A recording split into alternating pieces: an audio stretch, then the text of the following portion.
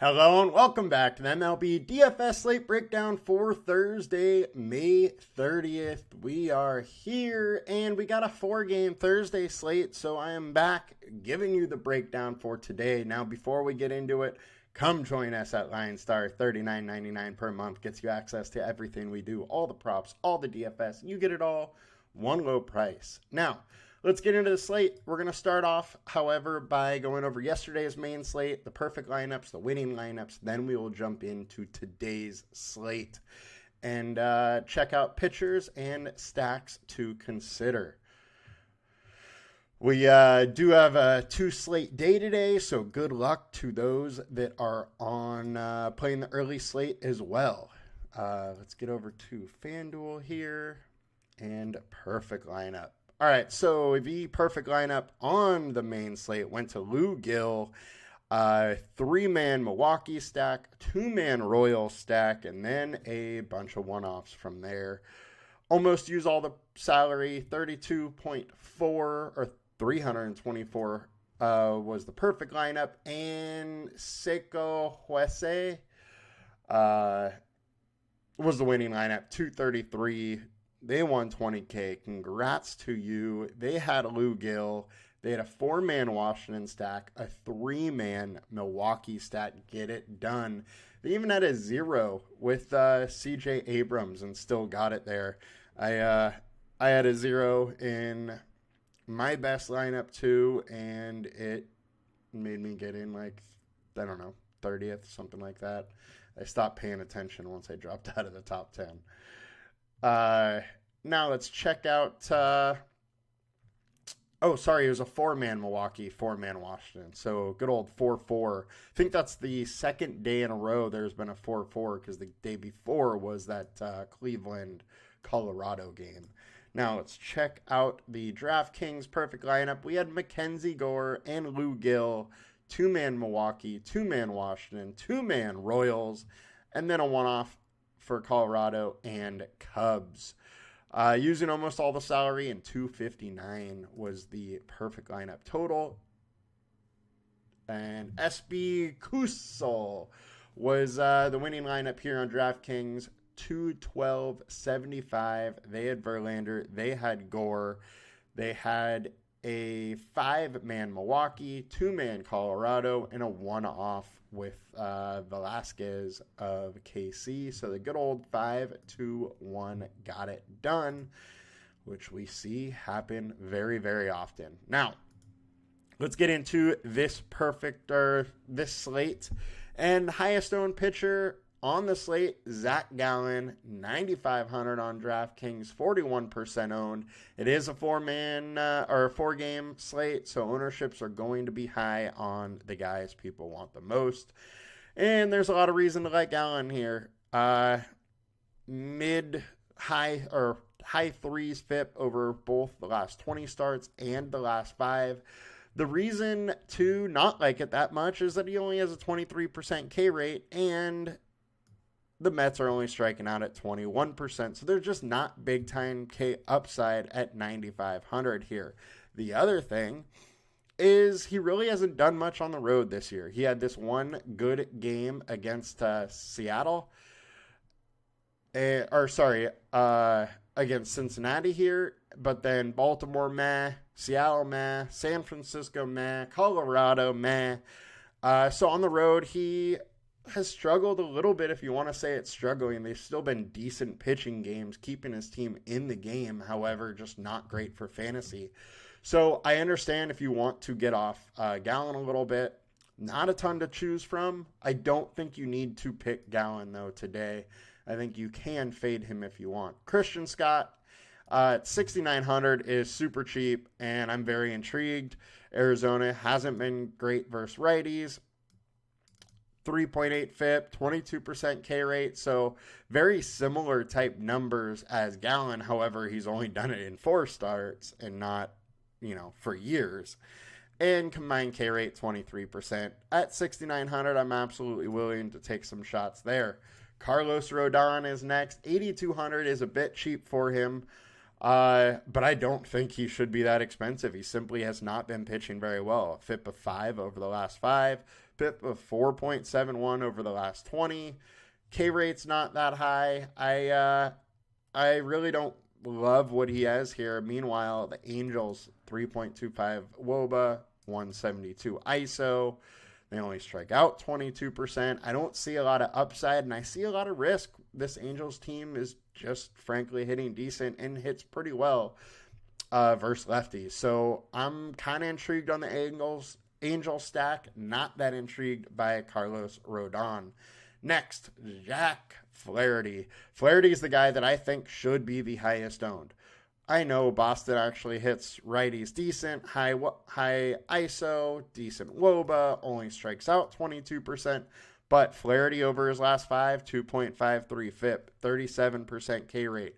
Over his last 20, 3.75 FIP, 29.5% K rate. So big time upside. There's nowhere that has more upside on this slate than Flaherty. 29% combined K rate, 8,700. I'm super intrigued, especially with him not being one of the highest owned pitchers. I mean, he is still 30% owned, so he's still among that group, but he is absolutely my favorite of them. And then I probably like Scott, Gallen, and then Rodon out of those guys. Now the pivots. Nick Pivetta, 7,800 with the K rate of a 31.5% over the last 20 starts is very intriguing to me. We saw his upside versus St. Louis just a couple starts ago. He got hit around a little bit by Milwaukee, and they're definitely not having him fully stretched out yet, but I'm intrigued at 7,800. There's big time upside. The Detroit lineup is not great versus righties. 22% K rate. I'm intrigued to go here, even though over the short term, he hasn't looked that good. At super low ownership and the upside, I'm intrigued at only 7,800.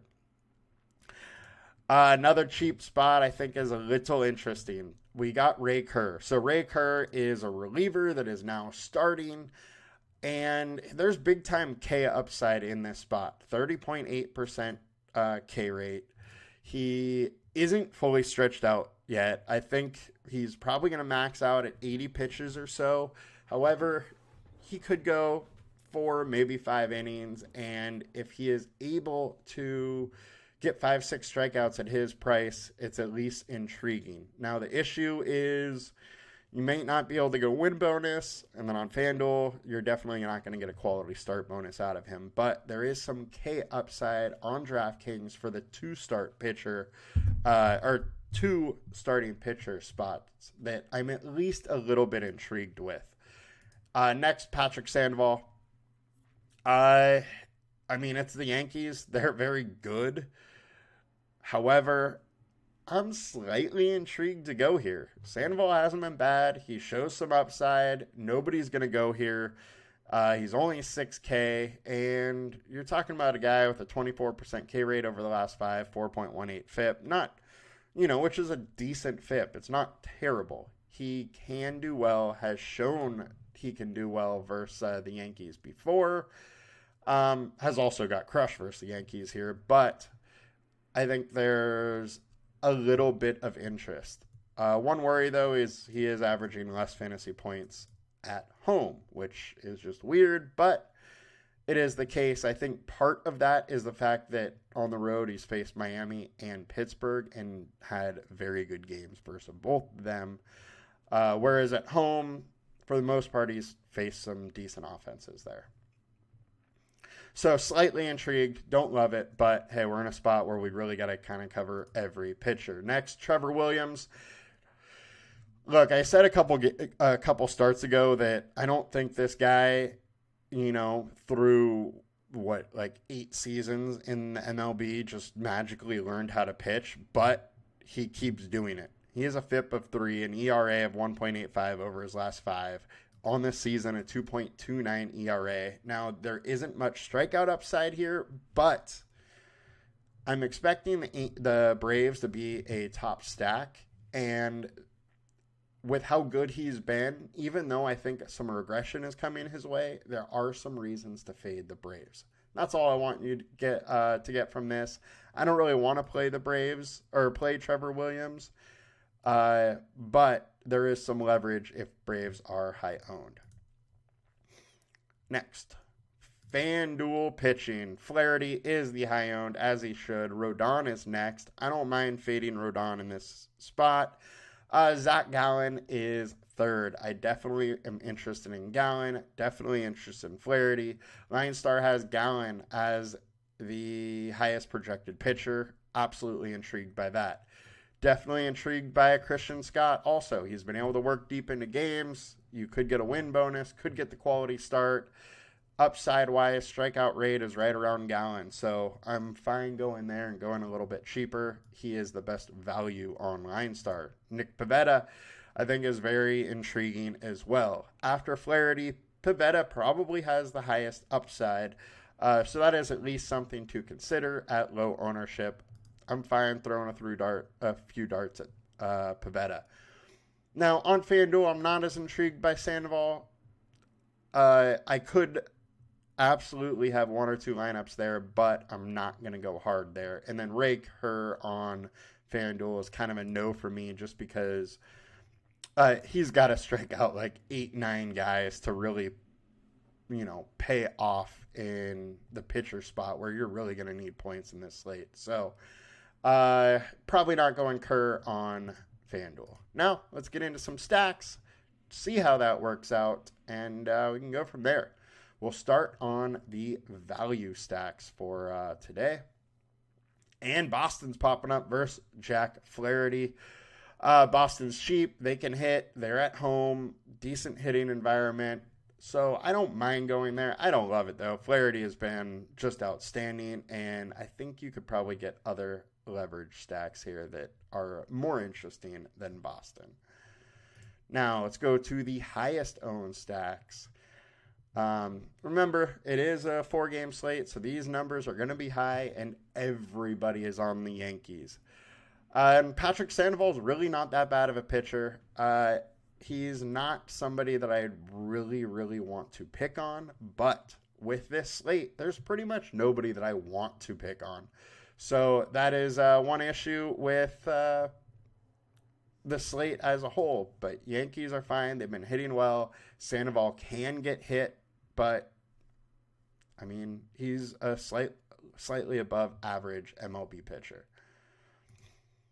And now the highest projected stacks, we have Yankees. Boston's popping up versus Flaherty, which is very intriguing at low ownership for a 4-man slate.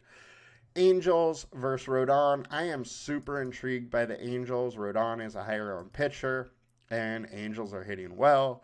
Don't mind going there. And the highest ceiling stack is Yankees, Angels, and Washington. Washington is another stack I'm very intrigued on. They're going low owned. They're versus Ray Kerr. Ray Kerr isn't going to be able to go that deep into this game. While he is a good strikeout pitcher, he can also get hit pretty hard, and he's pretty new into starting. So you don't quite know what's going to happen game in, game out with him, just head-wise, what's going to go on between his head in his new role.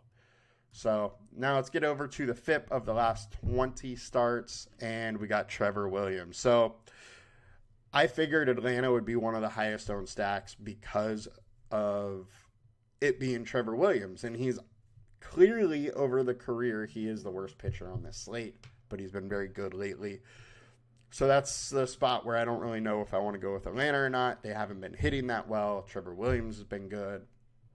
So I don't necessarily love the spot for Atlanta, but I also don't hate it. Atlanta does have the highest implied total and much low ownership with the Yankees. The Yankees are tied at 4.7 implied total with the Braves. Just based on ownership, I would rather take my chances with the Atlanta stack over the Yankees. However, I don't necessarily love either, but don't necessarily love any stacks on this slate. I do think Detroit is interesting. I don't mind playing either side of Nick Pivetta today, just because we have seen him being crushed in the short term, and then we've seen him pitch absolutely great towards the end of last year and a couple starts this year. Bullpens we want to pick on: Arizona, Angels, Detroit. Those are probably the best bullpens to pick on. I do want to bring up Washington is a low team total, 3.8, but it's only 0.9 lower than Atlanta. And remember that these are more like of a median kind of projection type thing is what Vegas is putting out here. And I think there's plenty of ways that Washington blows that out of the water. So definitely intrigued on them. So that'll do it for us today. Very small, very little slate here. Wild that we have 3 games that start within 10 minutes of each other, and then the Yankees-Angels are going to start way after, 2 hours after. Those games could be all finished by the time that one starts. So could be all eyes on Yankees, but guys, good luck. I will be back tomorrow. Have a good one. Let's make some money, and please like, comment, and subscribe. Helps our channel a ton. Peace.